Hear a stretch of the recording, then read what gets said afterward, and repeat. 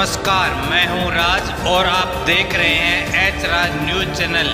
चलो करते हैं खबरों की शुरुआत सच्चाई के साथ। नंबर गरीबों की कती मौजगर्दी, किसानों के लिए बड़ा धमाका। फसल खरीद एमएसपी पर मुख्यमंत्री श्री नायब सिंह सैनी जी ने लाइव आकर सारे किसानों की खरीफ फसल की जो एमएसपी पर खरीदी है उनके लिए दे दी बड़ी अपडेट। जो इस पर हरियाणा सरकार ने खरीफ फसलों की खरीद के लिए पुख्ता इंतजाम किए। 27 सितंबर से धान की खरीद एमएसपी पर शुरू की गई। कुछ मंडियों में धान की जल्दी आवाक होने के कारण हमने किसानों के हितों को ध्यान में रखते हुए एक सप्ताह पहले खरीद शुरू करने का फैसला किया। भारत सरकार के निर्देशानुसार फसलों की खरीद एमएसपी पर करनी सुनिश्चित की है। किसानों को इस बार मंडी गेट पर भी इंतजार नहीं करना पड़ा। इसके लिए हरियाणा राज्य कृषि विपणन बोर्ड ने मंडी गेट पर पास लेने के लिए एक नई व्यवस्था लागू की। इसका किसानों को बड़ा फायदा हुआ है। किसानों ने मोबाइल ऐप द्वारा स्वयं ही घर बैठे आसानी से डिजिटल गेट पास बनाया, जिससे उन्हें मंडी गेट पर अन्य गेट पास प्राप्त करने की आवश्यकता नहीं पड़ी। उन्होंने बिना देरी या लाइन में लगे सीधे मंडी में प्रवेश कर अपनी फसल बेचने का काम किया। हमारी सरकार ने फसल का भुगतान के लिए भी संपूर्ण व्यवस्था बनाई। फसल खरीद के बाद 72 घंटे के अंदर अंदर किसानों के खाते में सीधा पैसा पहुंचाने का काम हमारी सरकार ने किया है। इस खरीफ सीजन में धान के लिए मेरी फसल मेरा ब्यौरा पोर्टल पर 4,84,927 किसान पंजीकृत हैं। इस बार धान खरीद के लिए 60 लाख मीट्रिक टन खरीद का लक्ष्य रखा गया। अब तक 50,46,000 मीट्रिक टन धान की खरीद की गई है, जिसकी एवज में किसानों को 11,296 करोड़ रुपए की राशि का भुगतान सीधा उनके खाते में दिया गया है। यही बात कांग्रेस को हजम नहीं हो रही है। किसानों के हितों को दम भरने वाली कांग्रेस के लिए किसानों का नहीं बल्कि उनका अपना स्वार्थ सर्वोपरि है।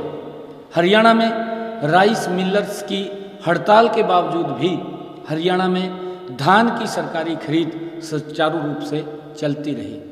हरियाणा ने पंजाब से कई गुना अधिक धान की एमएसपी पर सरकारी खरीद कर किसानों को बड़ी राहत देने का काम हमारे हरियाणा के किसानों को किया है। अगर हम ध्यान करें, अन्य राज्यों में किसानों को एमएसपी पर फसलों की खरीद करवाने के लिए आंदोलन करना पड़ा।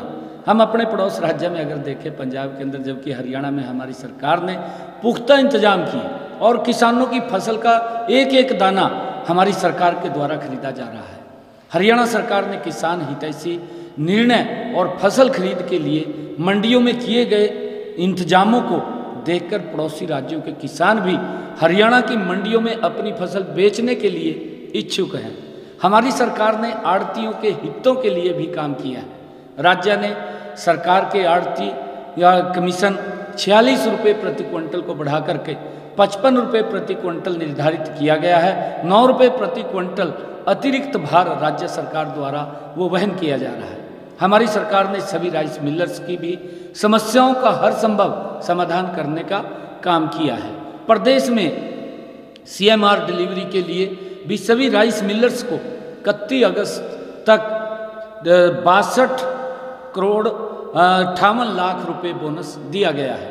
इसके अलावा हाइब्रिड किस्म के धान के आउटर्न रेशो का मामला भी भारत सरकार के समक्ष हमने रखा है, क्योंकि पिछले दिनों जब हमारे बीच में सभी राइस मिलर्स के अधिकारी आए, उनकी विषय को हमने सुन करके केंद्र सरकार के समक्ष रखने का काम हमारी सरकार ने किया है। हरियाणा सरकार ने खाद की उपलब्धता के लिए भी पुख्ता इंतजाम किए हैं, क्योंकि कांग्रेस के द्वारा दुष्प्रचार किया जा रहा है। कांग्रेस और कुछ लोग इस प्रकार के कांग्रेस के नेता किसानों को गुमराह करने का काम कर रहे हैं, जबकि सच्चाई यह है कि हरियाणा में खाद का पर्याप्त स्टॉक उपलब्ध है और उसका वितरण भी सही तरीके से सुनिश्चित किया जा रहा है। प्रदेश में लगभग 24 लाख हेक्टेयर क्षेत्र में गेहूं और 10 लाख हेक्टेयर क्षेत्र में सरसों की फसल बोई जाती है और किसानों को आवश्यकता अनुसार खाद उपलब्ध कराया जा रहा है। राज्य में डीएपी स्टॉक पिछले वर्ष की मांग के बराबर ही है। मैं आपको बताना चाहूँगा कि पिछले वर्ष 1 अक्टूबर से 9 नवंबर तक डीएपी की खपत 1,46,152 मीट्रिक टन थी।